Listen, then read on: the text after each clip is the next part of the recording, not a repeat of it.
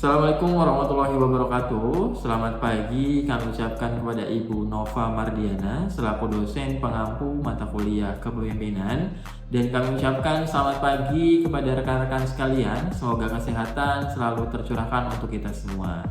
Baik, izinkan saya memperkenalkan rekan-rekan saya dari kelompok 3 yang pada hari ini akan menyampaikan materi terkait the leadership situation and adaptive leadership. Berikut adalah anggota dari kelompok 3.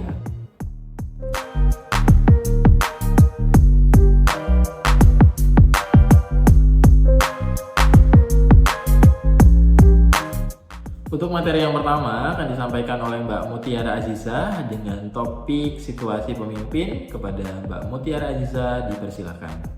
Sebelum kita mulai kali ini, kita akan membahas apa sih tujuan pembelajaran di bab 3 ini. Yang pertama, kita akan memahami bagaimana aspek situasi dapat mempengaruhi perilaku pemimpin. Lalu yang kedua, memahami bagaimana aspek situasi itu dapat bertambah atau berkurang dampak dari perilaku pemimpin. Selanjutnya juga memahami bagaimana menyesuaikan perilaku pemimpin dengan situasi. Dan terakhir, memahami cara menangani tuntutan, kendala, dan konflik peran. Nah, pertama, pertanyaan adalah, bagaimana sih cara mempengaruhi situasi pemimpin? Kalau misalkan kita berbicara situasi dalam konteks yang lebih luas, situasi itu bisa merujuk pada rangkaian keadaan yang mempengaruhi bagaimana seseorang atau sekelompok orang bereaksi atau membuat keputusan.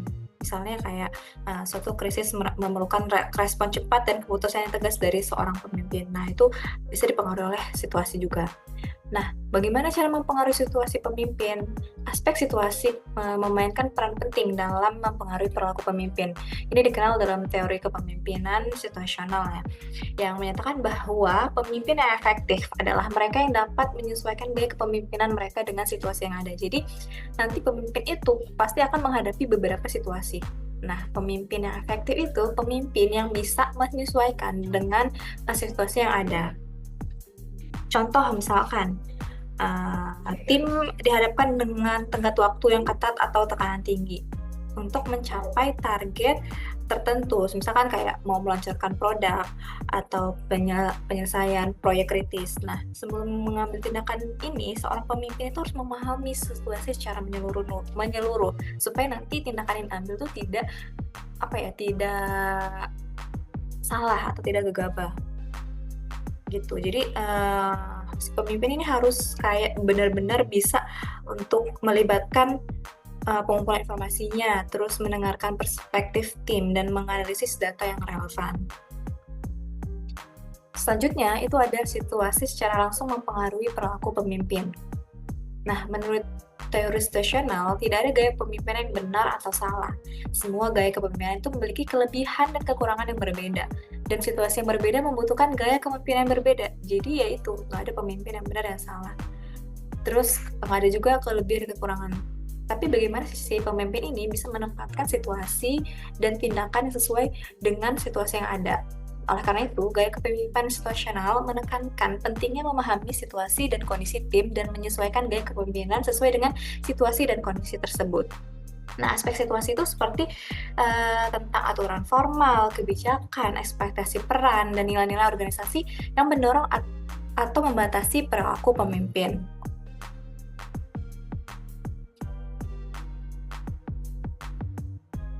Selanjutnya, nah, situasi memoderasi pengaruh pemimpin.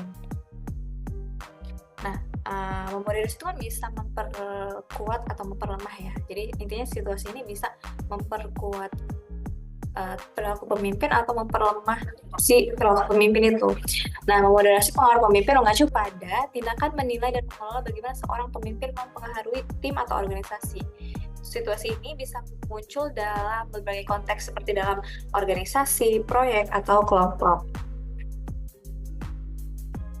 Nah, aspek kunci dalam moderasi pengaruh pemimpin ini ada komunikasi, pengambilan keputusan, keberagaman pendapat.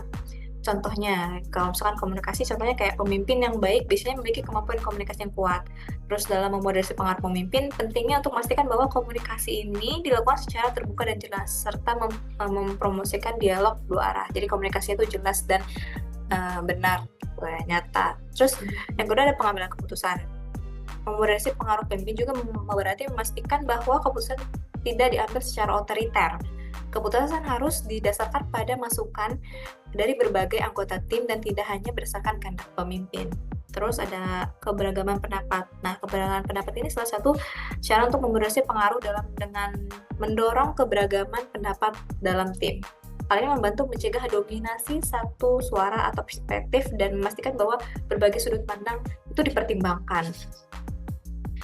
Nah, dalam situasi perilaku pemimpin ini, kita juga dikenal dengan adanya model perilaku kepemimpinan situational steward. Nah, ini tuh dikembangkan oleh si Rosemary Stewart, yang mana Rosemary Stewart ini adalah seorang ahli teori manajemen terkenal yang mengembangkan model situasional kepemimpinan yang berfokus pada pemahaman tentang kompleksitas dan variabilitas dalam peran manajerial. Nah, konsep utama model Stewart ini itu ada 3, ada tuntutan, ada kendala, ada pilihan. Nah, tuntutan itu termasuk dalam kebutuhan-kebutuhan dasar yang harus dipenuhi oleh pemimpin atau manajer, seperti tanggung jawab, tugas tertentu, dan tujuan yang harus dicapai. Terus kalau kendala itu batasan-batasan yang membatasi bagaimana pemimpin dapat bertindak, seperti kebijakan organisasi, sumber daya yang tersedia, dan regulasi eksternal. Kalau pilihan, itu termasuk ruang lingkup atau kebebasan yang dimiliki pemimpin untuk mengambil keputusan dan memilih tindakan tertentu yang memungkinkan fleksibilitas dan kreativitas dalam mengelola tim atau organisasi. Nah, kalau misalkan tuntutan itu adalah tugas, aktivitas, dan tanggung jawab yang diperlukan seorang pemimpin dalam posisi manajerial. Tuntutan juga mencakup standar tujuan, tenggat waktu, pekerjaan yang harus dipenuhi dan bersifat birokratis. Terus prosedur yang tidak dapat diabaikan atau didelegasikan seperti persiapan anggaran, laporan, menghadiri pertemuan, terus memberikan wewenang, pengeluaran, pendapatan, dokumen, dan pelaksanaan kinerja. Jadi dalam tuntutan ini, si pemimpin itu dituntut untuk ada tenggatnya, terus juga ada tujuan, dan juga ada prosedur yang harus dilakukan oleh seorang pemimpin ini. Gitu. Nah, selanjutnya itu kan pola kerja si model Stewart ini itu menemukan bahwa pola persyaratan dan tuntutan peran terpengaruh perilaku manajerial dan perilaku yang agak berbeda terkait dengan berbagai jenis pekerjaan manajerial. Tadi kita udah membahas tentang tuntutan. Sekarang kita akan membahas tentang kendala. Nah, kendalanya itu apa sih maksud dengan kendala dalam model Stewart ini? Jadi kendala itu adalah batasan atau pembatas yang mempengaruhi bagaimana pemimpin atau manajer dapat bertindak. Kendala ini dapat berasal dari berbagai sumber, misalkan dari sumber daya yang terbatas.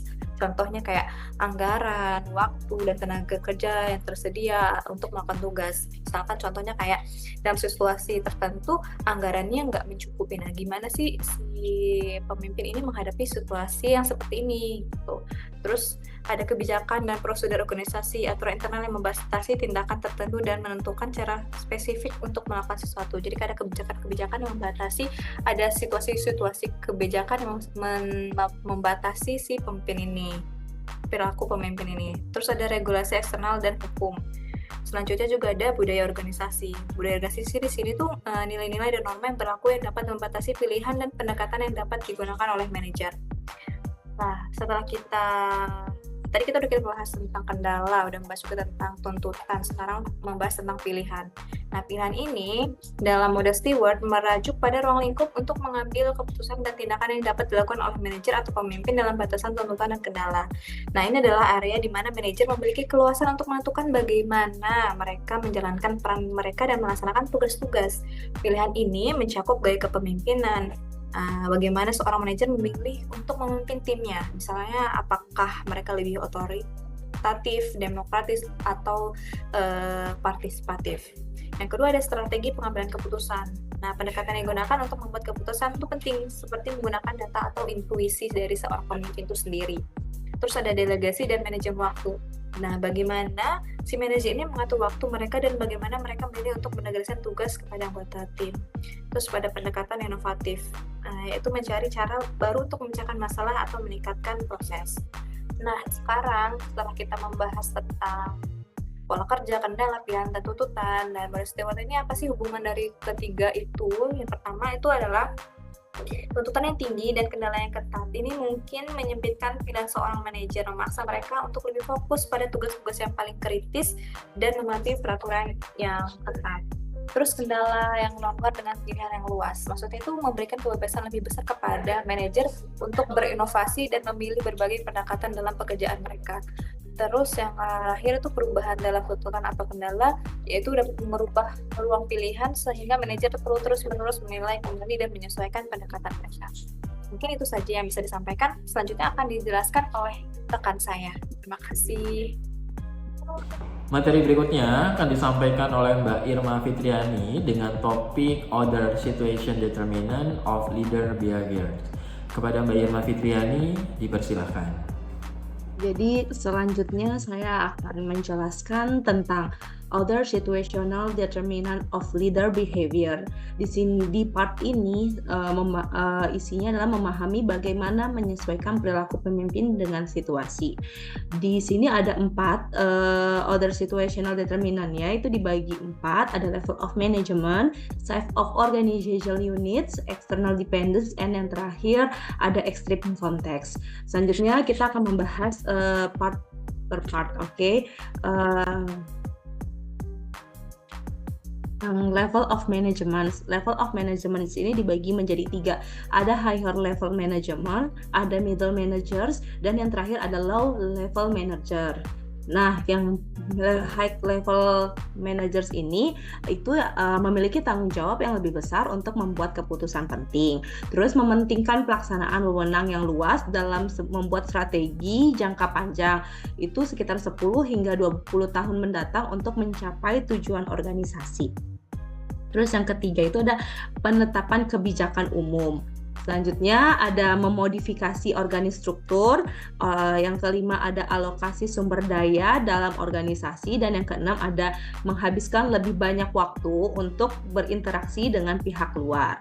Terus yang kedua itu ada middle manager. Middle manager ini melaksanakan kebijakan dan program dalam biasanya mempunyai dampak yang moderat, jadi yang tengah-tengah aja gitu ya. Terus yang kedua itu ada perspektif jangka panjang, untuk membuat kebijakan itu untuk 2-5 tahun ke depan.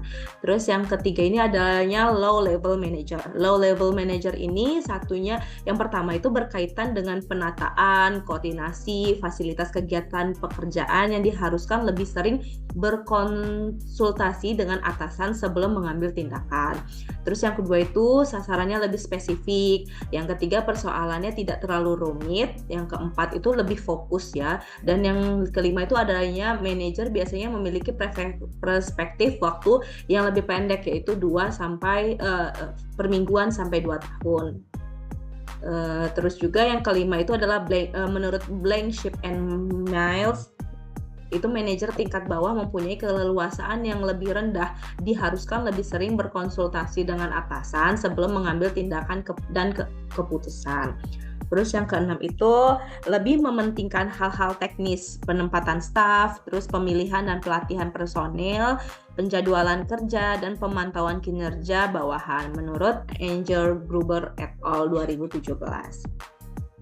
Yang kedua ini kita akan membahas size of organizational unit atau bisa disebut dengan rentang kendali.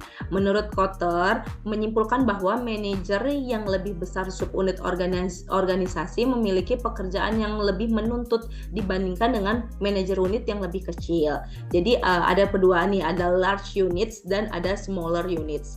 Nah, yang kita bahas ini adalah large units dulu ya. Jadi memiliki lebih banyak struktur birokrasi. Yang kedua itu manajer large units ini harus mengatasi lebih banyak kendala, misalnya aturan, prosedur, standar, otoritas yang diperlukan. Terus yang ketiga itu lebih besar jaringannya dan lebih sering menghadir pertemuan yang terjadwal gitu. Terus yang keempat ini menurut Stewart, pengamatan bahwa manajer di organisasi yang lebih besar mencurahkan lebih banyak waktu untuk komunikasi formal.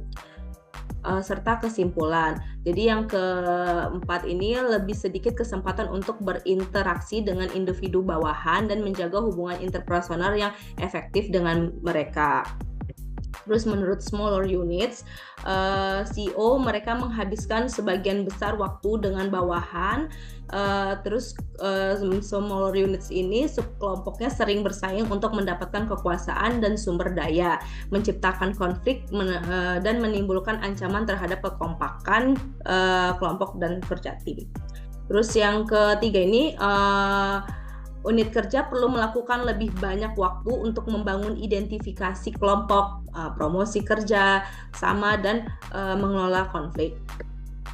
Selanjutnya, external dependencies atau disebut juga saling ketergantungan. Jadi organisasi yang sama saling ketergantungan lateral atau pada kelompok eksternal kegiatan unit membela kepentingan unit, mempromosikan citra yang baik untuk unit tersebut dan bertindak sebagai juru bicara bagian bawahannya sejauh mana akan mempengaruhi perilaku pemimpin sampai batas tertentu. Jadi peran pemimpin dalam hubungan lateral mencakupi fungsi-fungsi seperti pengumpulan informasi dari unit lain, memperoleh bantuan dari mereka, merundingkan kesepakatan, mencapai keputusan bersama, hingga berkoordinasi kegiatan unit, membela kepentingan unit, mempromosikan citra yang baik untuk unit tersebut, dan bertindak sebagai juru bicara bagian bawahnya.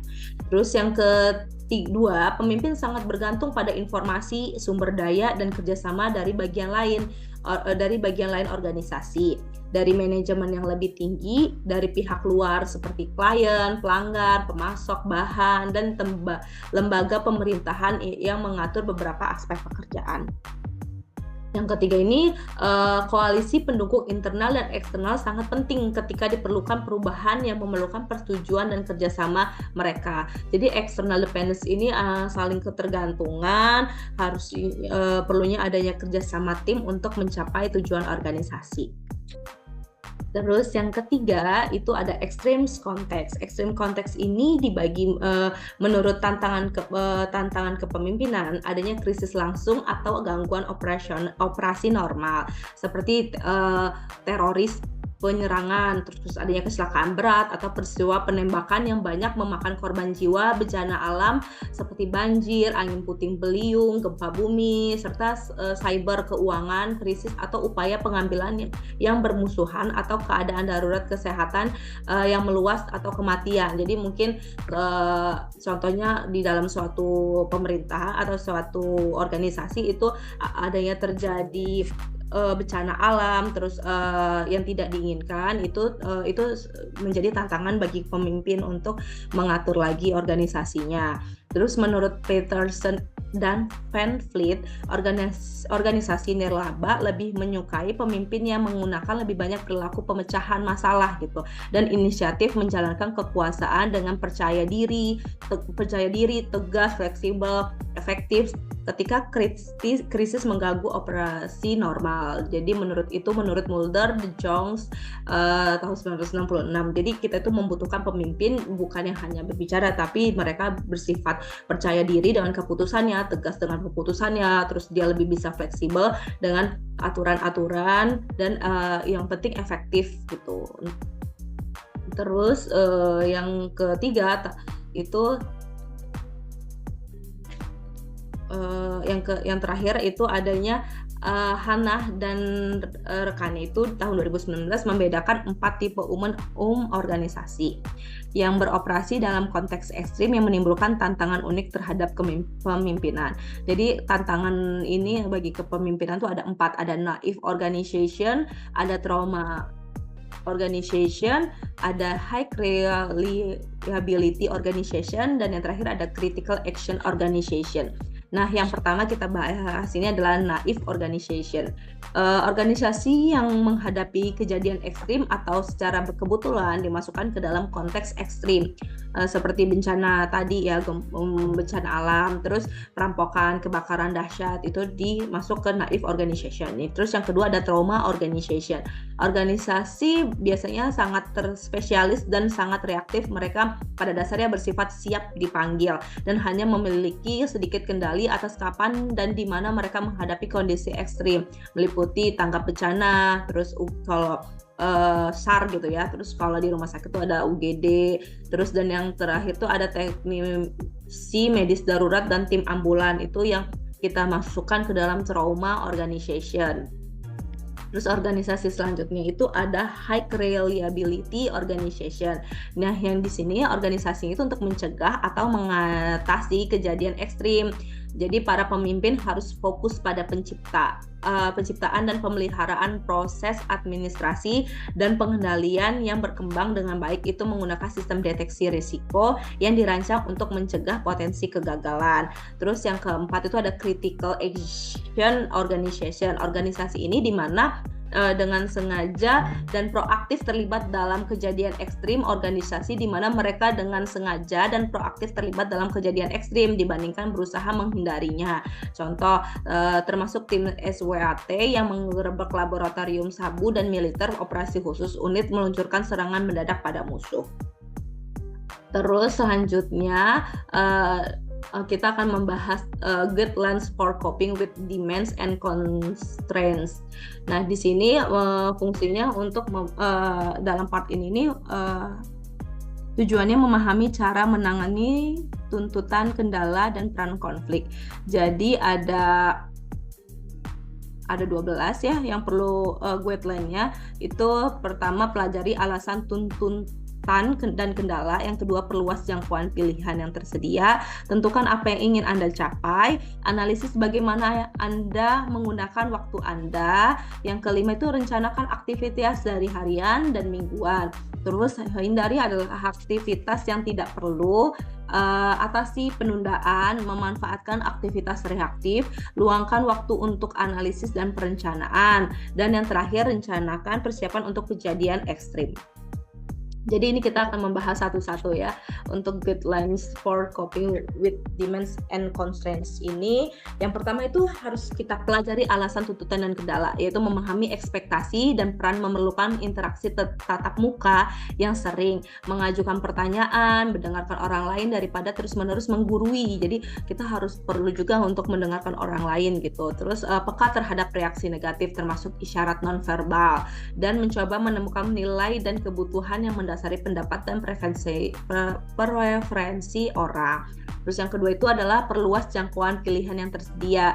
Pilihan dapat diperluas dengan mencari cara untuk menghindari tuntutan dan mengurangi kendala. Yang ketiga itu ada tentukan apa yang ingin Anda capai. Jadi waktu adalah sumber daya langka yang harus digunakan dengan baik jika manajer itu ingin menjadi efektif. Kunci manajemen waktu yang efektif adalah mengetahui apa yang ingin kita capai. Jadi selanjutnya itu kita akan menganalisis cara Anda untuk menggunakan waktu. Catatan waktu harus dianalisis untuk mengidentifikasi seberapa penting dan perlunya setiap kegiatan. Pertimbangkan apakah kegiatan tersebut dapat dihilangkan, digabungkan dengan kegiatan lain, atau diberi waktu yang lebih sedikit. Jadi kita lebih efisien dalam memanfaatkan waktu. Terus selanjutnya yang kelima itu rencanakan aktivitas harian dan mingguan. Jadi kita memanajemenkan waktu itu menunjukkan kesepakatan yang cukup besar tentang pentingnya merencanakan aktivitas sebelumnya dari harian, mingguan. Saat merencanakan aktivitas harian, langkah pertama adalah menggunakan daftar tugas untuk hari itu dan menetapkan prioritas untuk setiap aktivitas. Jadi kita itu setiap harinya, setiap bekerja itu mempunyai daftar tugas apa yang mau kita kerjakan step by step, dan lakukan itu yang prioritas terlebih dahulu agar setiap tujuan organisasi itu bisa tercapai. Terus hindari aktivitas yang tidak diperlukan. Jadi manajer yang dibebani dengan tugas yang tidak perlu cenderung mengabaikan kegiatan-kegiatan yang penting untuk mencapai tujuan utama. Manajer menerima tugas yang tidak perlu karena mereka takut menyinggung bawahan, rekan kerja atau atasan, dan mereka kurang percaya diri. Ketegasan untuk menolak permintaan. Salah satu untuk menghindari tugas-tugas yang tidak perlu dengan menggunakan cara yang bijaksana untuk mengatakan tidak. Jadi manajer itu tidak perlu semua melakukan tugasnya. Kalaupun memang bukan job desk-nya, tidak apa-apa untuk mengatakan tidak gitu, karena ada yang lebih penting untuk dikerjakan.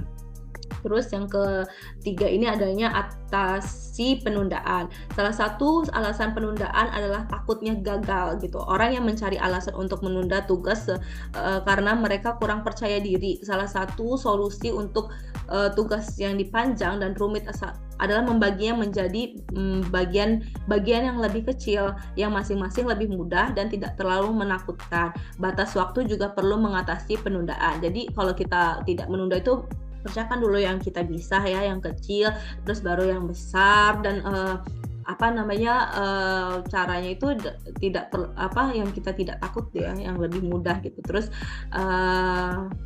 selanjutnya, manfaatkan aktivitas reaktif. Sifat lingkungan yang tidak dapat diprediksi membuat penting untuk melihat pertemuan kebetulan, interupsi, dan rapat tak terjadwal yang diprakarsai oleh orang lain bukan hanya sebagai gangguan pada kegiatan terjadwal, tetapi sebagai peluang untuk memperoleh informasi penting, menemukan masalah, mempengaruhi orang lain, dan bergerak maju dalam pelaksanaan rencana dan agenda informal. Selanjutnya, yang ke-9 ini ada luangkan waktu untuk analisis dan perencanaan reflektif. Manajer menghadapi tekanan yang tak henti-hentinya untuk menangani masalah yang mendesak dan menanggapi permintaan bantuan, arahan, atau otoritas. Perlu adanya pendekatan lain lagi, yaitu memulai proyek perbaikan besar, mendelegasikan tanggung jawab untuk pada bawahan atau satuan tugas ya, dan menjadwalkan pertemuan rutin dengan individu atau kelompok untuk meninjau rencana kemajuan. Jadi manajer itu perlu mendelegasikan, terus dikumpulkan untuk meninjau rencana kemajuan ya. Perlunya yang adanya meeting gitu tuh sebenarnya di sini. Terus yang terakhir, yang ke-10, rencanakan dan persiapkan diri untuk menghadapi kejadian ekstrim. Yang terakhir ini, bagaimana manajer itu untuk mengantisipasi dan merencanakan dan persiapan menghadapi krisis sangat penting bagi para pemimpin di organisasi merencanakan situasi krisis tersebut. Terus mengembangkan rencana untuk menanggapi kejadian tersebut dan melatih anggota tentang cara menanggapi, dapat membantu menghindari atau mengurangi konsekuensi yang mengerikan bagi organisasi tersebut gitu ya. Contohnya kalau bencana alam atau kebakaran, perlu adanya pelatihan gitu, atau cara gimana untuk menggunakan APAR gitu. Itu sangat penting sih. Dan terakhir, ini sudah cukup. Selanjutnya akan dijelaskan oleh teman saya, Yovita. Terima kasih. Gimana nih teman-teman semua terkait 2 topik yang sudah dipaparkan tadi? Kita sedikitnya sudah mulai mengerti ya terkait teori kepemimpinan.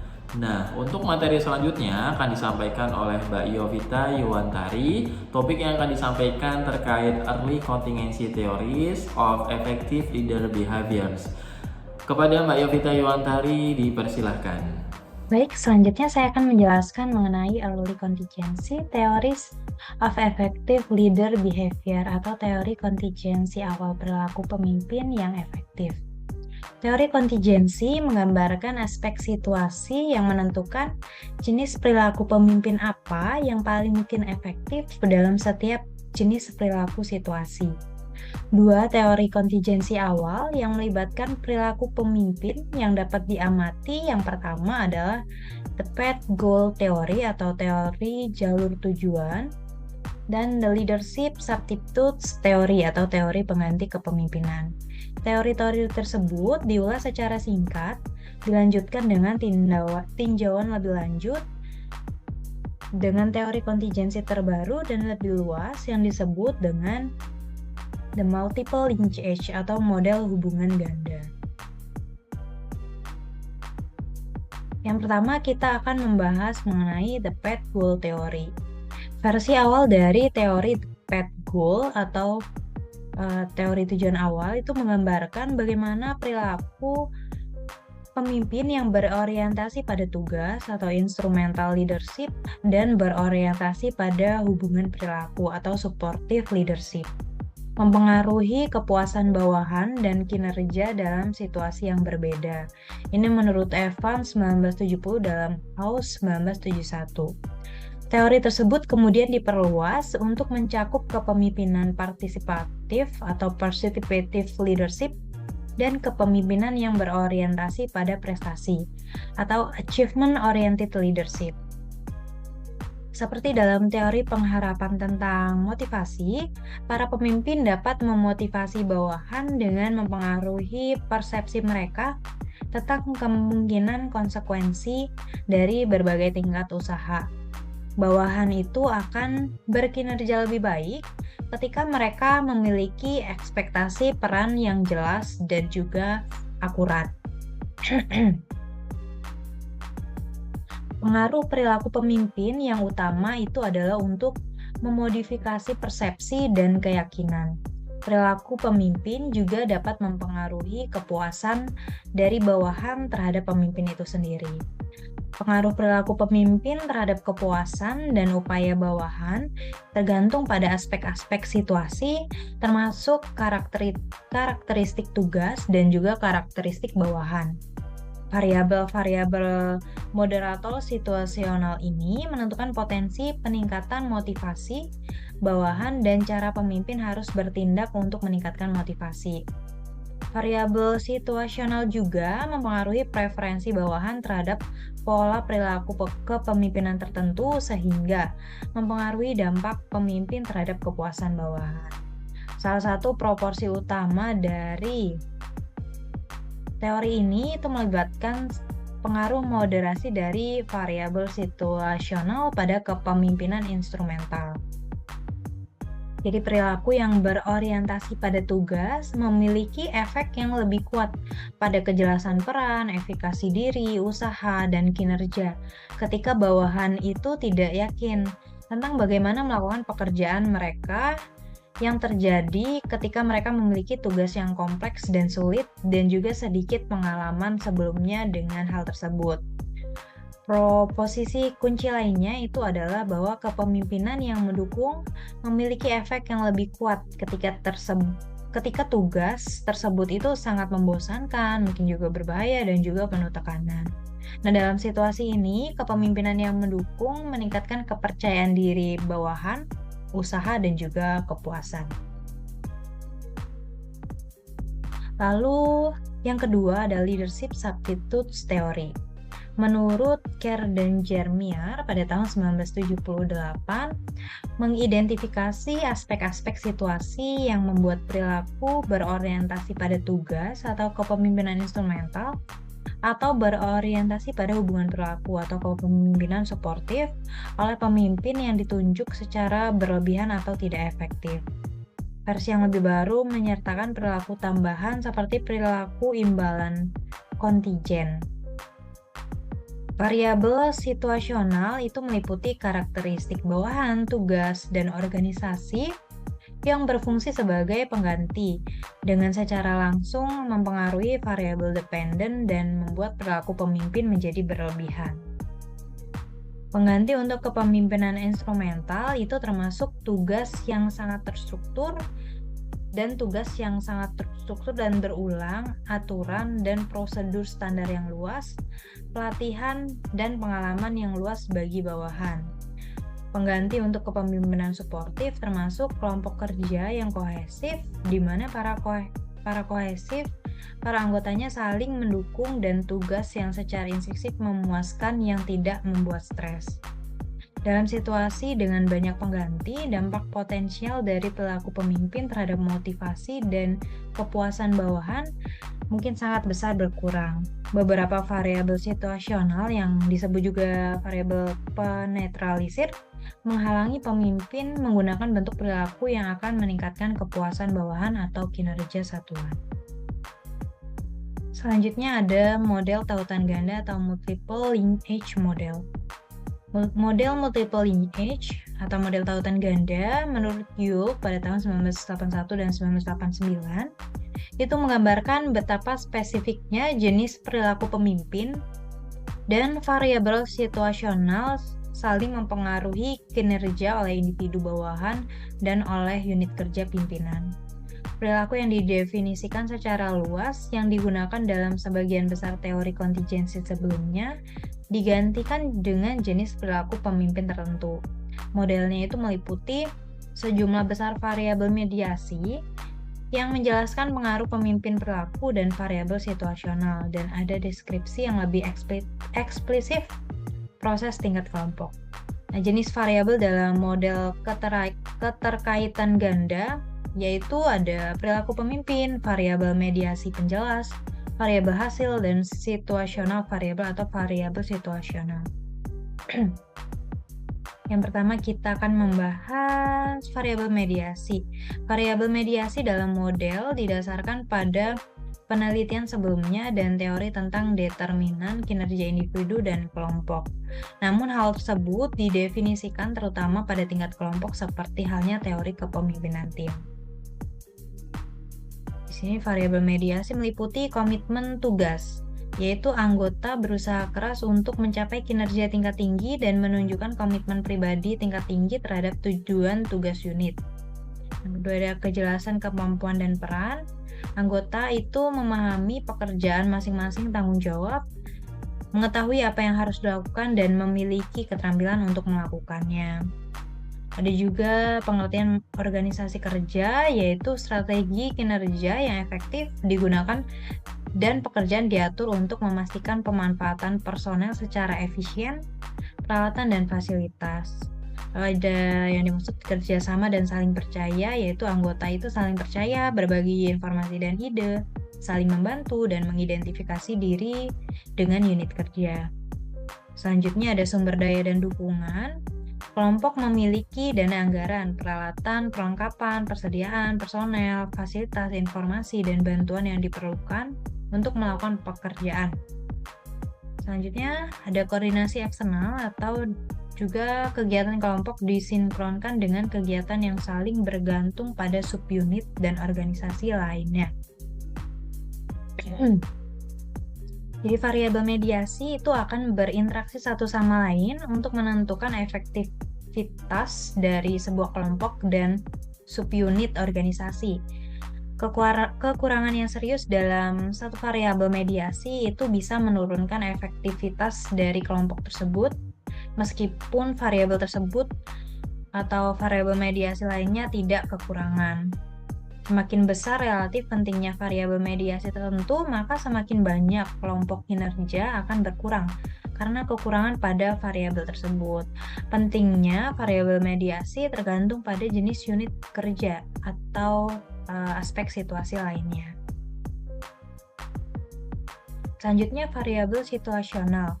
Variabel situasional itu mempengaruhi variabel mediasi secara langsung dan dapat menjadikan mereka lebih atau kurang menguntungkan. Variabel situasional juga menentukan kepentingan relatif dari variabel mediasi sebagai penentu kinerja kelompok. Variabel situasional yang dapat mempengaruhi komitmen tugas yaitu meliputi yang pertama sistem penghargaan formal dan sifat-sifat yang memotivasi secara intrinsik pekerja itu sendiri. Lalu variabel situasional yang mempengaruhi kemampuan bawahan dan kejelasan peran antara lain sifat pekerjaan, pelatihan sebelumnya, dan pengalaman pemimpin bawahan dan efektivitas rekrutmen organisasi dan proses seleksi itu sendiri. Variabel situasional yang mempengaruhi organisasi kerja dan pemberian tugas kepada individu meliputi jenis teknologi, variasi tugas yang dilaksanakan oleh satuan kerja pimpinan, variasi dalam keterampilan bawahan dan banyaknya aturan kerja, serta prosedur standar yang ditentukan oleh staf ahli atau kontrak serikat pekerja. Variabel situasional juga yang mempengaruhi kerjasama dan kerjasama tim meliputi yang pertama sifat pekerjaan, dua ukuran kelompok, stabilitas keanggotaan, lalu kesamaan antar anggota dalam nilai dan latar belakang, serta imbalan sistem. Kecukupan sumber daya yang diperlukan untuk melakukan pekerjaan dipengaruhi berdasarkan sifat pekerjaan, sistem anggaran formal organisasi, sistem pengadaan, dan sistem pengendalian persediaan, serta oleh kondisi perekonomian pada saat itu. Memastikan tingkat sumber daya yang memadai menjadi lebih penting ketika kinerja unit kerja sangat bergantung pada mendapatkan sumber daya yang langka dari organisasi atau sumber luar, dan ketika penyedia sumber daya tidak bisa diandalkan. Kebutuhan akan organisasi eksternal dipengaruhi oleh struktur formal dari organisasi itu sendiri. Saling ketergantungan lateral yang tinggi akan meningkatkan jumlah diperlukannya koordinasi dengan subunit lain. Namun koordinasi ini mungkin diperlukan atau difasilitasi oleh mekanisme pengintegrasian khusus seperti posisi integrator dan komite lintas fungsi. Cukup menarik ya materi yang telah disampaikan. Nah, untuk materi selanjutnya akan disampaikan oleh Mbak Ayu Gita. Mbak Ayu Gita akan menyampaikan terkait materi short term action to correct deficiencies. Kepada Mbak Ayu dipersilahkan. Baik, selanjutnya saya akan menjelaskan mengenai short term action to correct deficiencies. Yang kedua ada long term action to improve the situation. Yang ketiga ada evaluation of research on the contingency theory. Yang keempat ada guidelines for flexible adaptive leadership.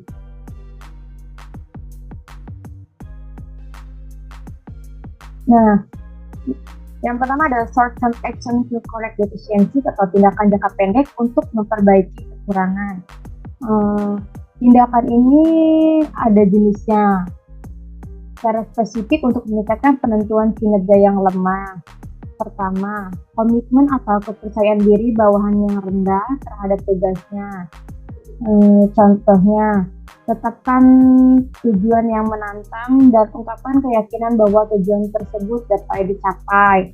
Yang kedua, menyampaikan visi yang menarik tentang apa yang dapat dicapai kelompok. Yang ketiga, gunakan taktik pengaruh untuk mempengaruhi komitmen tugas. Yang keempat, tawarkan lebih banyak insentif untuk pencapaian tujuan. Selanjutnya ada pengetahuan dan keterampilan tugas bawahan yang rendah. Nah, misalnya buatlah tugas yang jelas. Kedua, berikan arahan dan klarifikasi lebih lanjut tentang prosedur tugas tersebut. Yang ketiga, berikan instruksi dan pelatihan saat dibutuhkan. Yang keempat, temukan orang-orang yang terampil untuk melakukan tugas-tugas yang sulit. Nah, yang ketiga, ini ada koordinasi rendah dan prosedur kerja yang tidak efisien. Misalkan, temukan cara untuk memanfaatkan anggota, sumber daya, dan sumber daya lainnya dengan lebih peralatan. Yang kedua, identifikasi dan hilangkan aktivitas yang tidak efisien atau tidak perlu. Yang ketiga, memberikan arahan kegiatan yang jelas dan tegas. Yang keempat, mengembangkan rencana yang lebih baik untuk mencapai tujuan dari tugas tersebut. Nah, selanjutnya ada sumber daya yang tidak memadai untuk melakukan pekerjaan tersebut. Misalkan, temukan sumber daya yang lebih dapat diandalkan atau alternatif. Yang kedua, minat lebih banyak sumber daya dari organisasi. Yang ketiga, identifikasi cara untuk menghindarkan sumber yang terbuang. Yang keempat, temukan cara yang lebih efisien untuk menggunakan sumber daya yang sudah ada. Dan yang terakhir itu ada mengenai koordinasi eksternal yang lemah.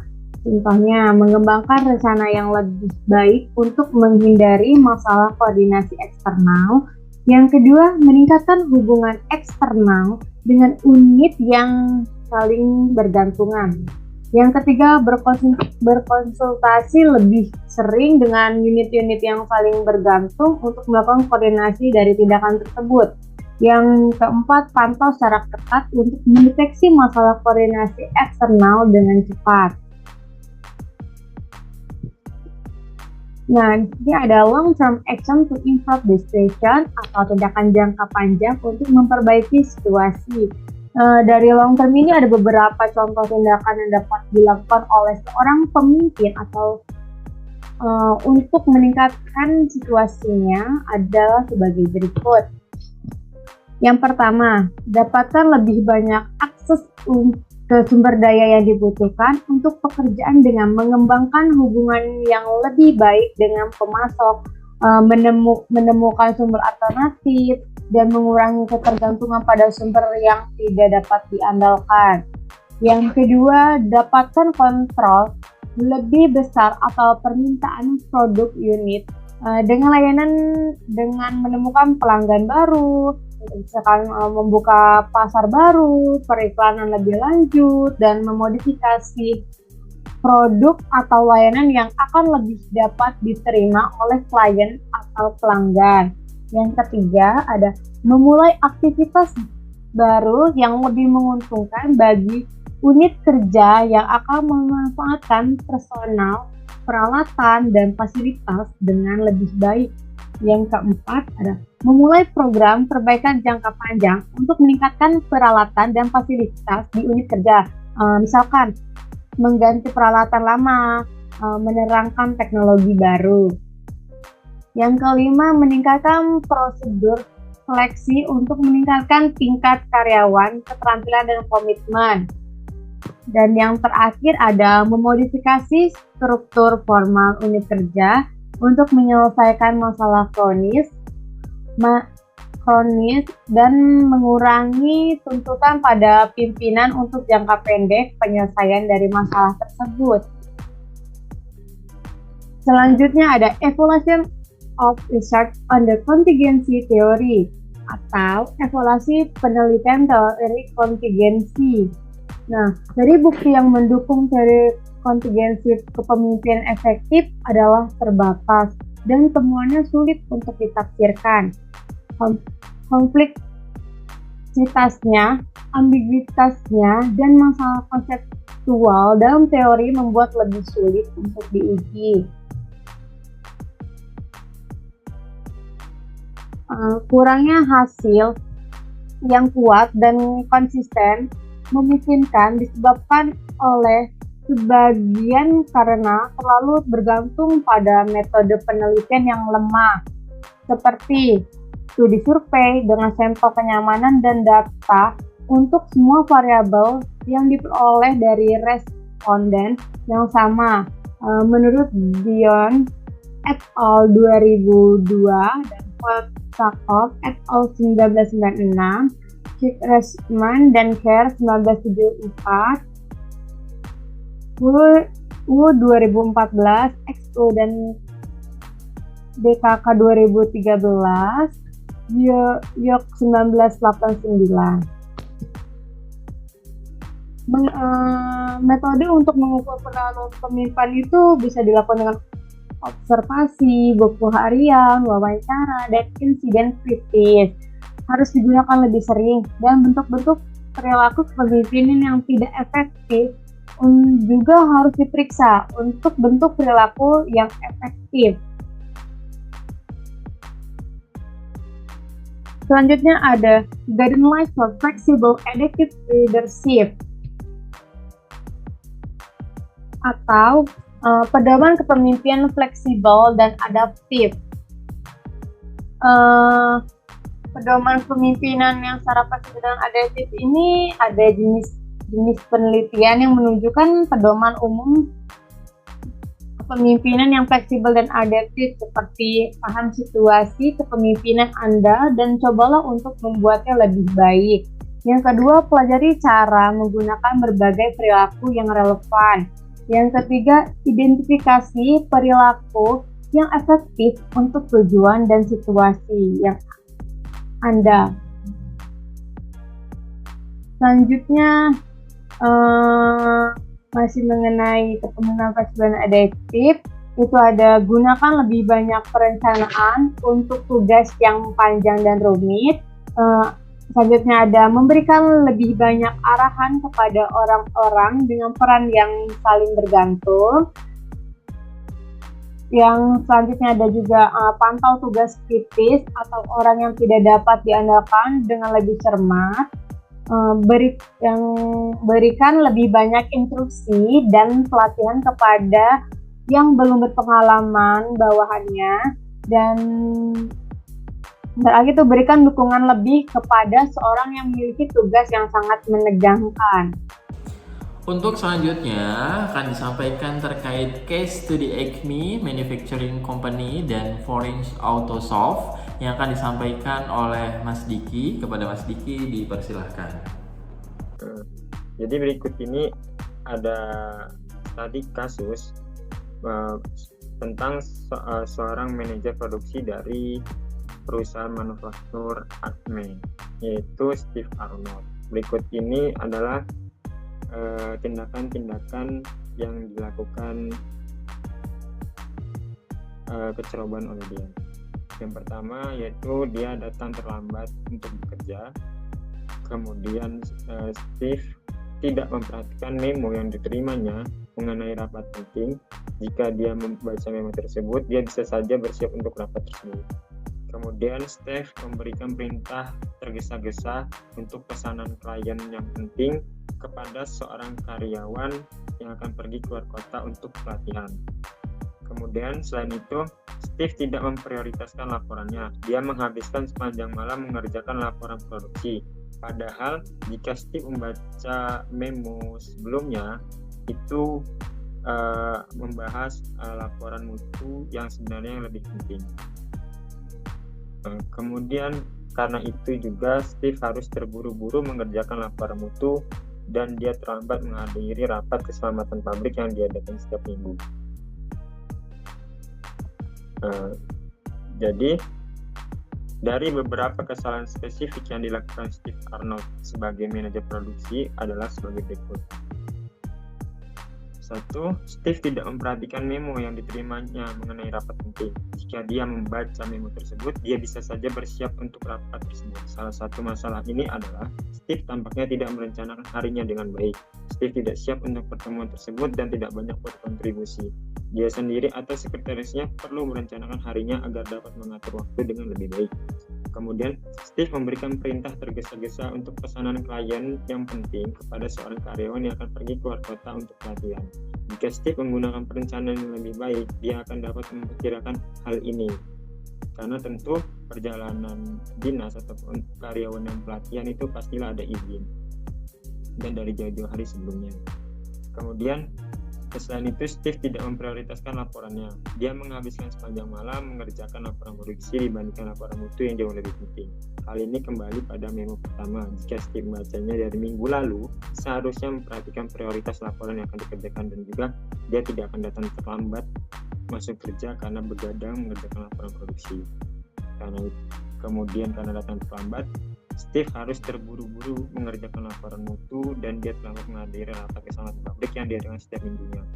Ini semua sebenarnya kembali ke perencanaan dan manajemen waktunya. Rapat ini sebenarnya bisa diwakilkan dan akan menghemat waktu bagi Steve untuk mendelegasikan dari bagiannya untuk menghadiri rapat mingguan ini. Nah, kemudian bagaimana Steve dapat menjadi manajer yang lebih efektif? Penting baginya untuk fokus pada manajemen waktu. Lebih jauh, Steve perlu merencanakan hari kerjanya dengan cermat. Dia dapat melakukannya dengan bantuan sekretarisnya. Steve dapat memanfaatkan teknologi dengan menyinkronkan kalendernya dengan sekretarisnya. Selain itu, Steve dapat meminta sekretarisnya memeriksa email-emailnya untuk memastikan janji temu dan informasi penting lainnya. Steve Arnold dapat mengendalikan pekerjaannya dan memiliki operasi kerja yang produktif jika dia akan memiliki jadwal waktu yang menyeluruh dan tugas-tugas yang ditentukan untuk dilakukan dari hari ke hari. Dengan ini, Steve akan mengetahui prioritasnya dan akan mampu melaksanakan tugas-tugas yang harus diselesaikan dalam sehari. Dia juga akan tidak lupa rapat-rapat penting yang harus dia hadiri dengan masing-masing orang tertentu individu. Dia akan mampu mengatur waktunya dengan baik dan juga akan mampu mengakomodasi tugas darurat atau khusus jika dia dapat menyelesaikan tugas yang dijadwalkan sebelum batas waktu. Steve juga tidak akan kesulitan mengingat operasional karya yang akan sangat membantu produktivitasnya secara keseluruhan di tempat kerja. Kemudian ini kasus kedua tentang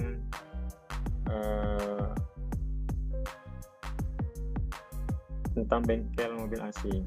Itu sekilas Alan adalah pemilik dan manajer bengkel mobil kecil dengan 7 mekanik. Alan menangani pelanggan saat mekaniknya menurunkan mobil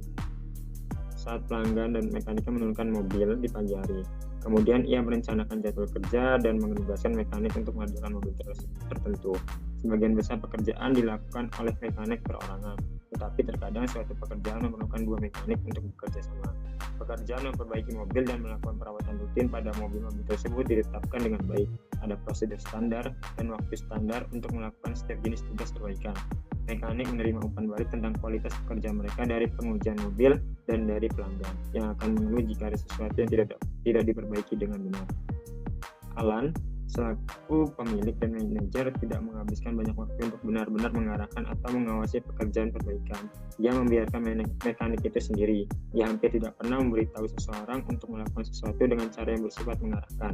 Sebaliknya, ia menyarankan berbagai cara untuk menangani masalah, atau ia menunjukkan kepada mereka bagaimana ia akan menanganinya.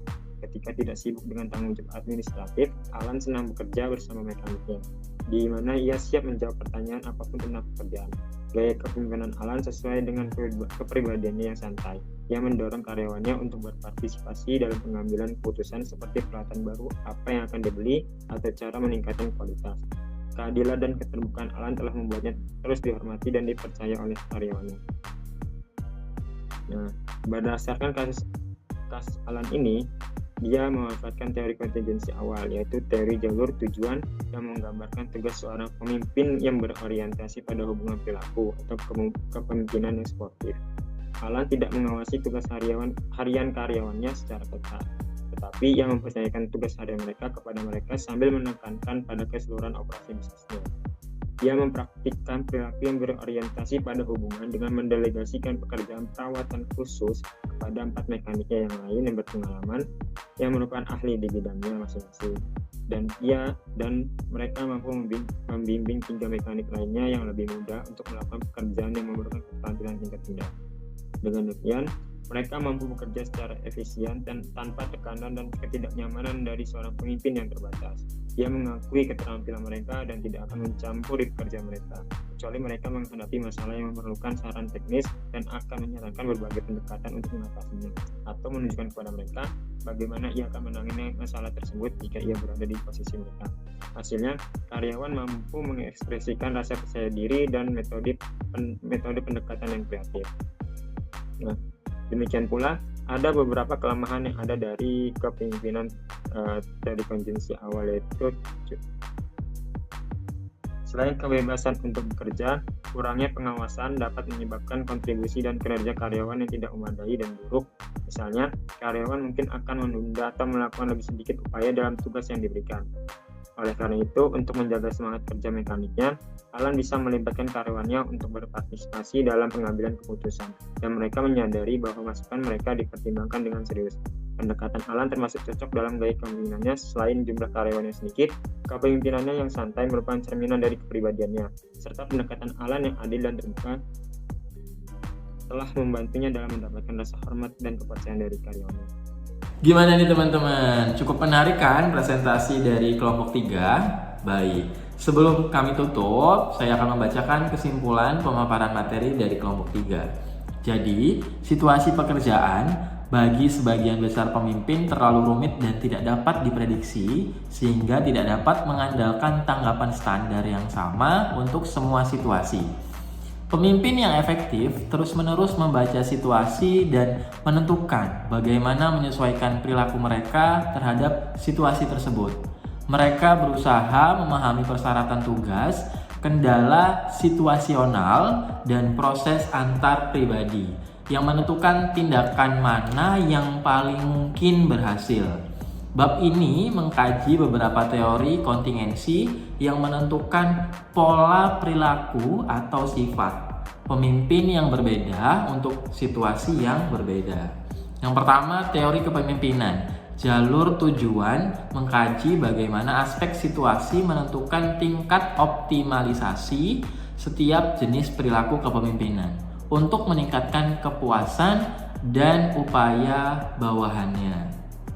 Lalu yang kedua, teori pengganti kepemimpinan mengidentifikasi aspek-aspek situasi yang membuat perilaku kepemimpinan menjadi mubazir atau tidak relevan. Dan yang terakhir, model tautan ganda menggambarkan bagaimana perilaku pemimpin dan aspek situasi saling mempengaruhi kinerja oleh individu bawahan dan oleh unit kerja kepemimpinan. Baik, itulah kesimpulan dari pemaparan materi dari kelompok 3. Terima kasih atas perhatiannya. Kami tutup. Wassalamualaikum warahmatullahi wabarakatuh.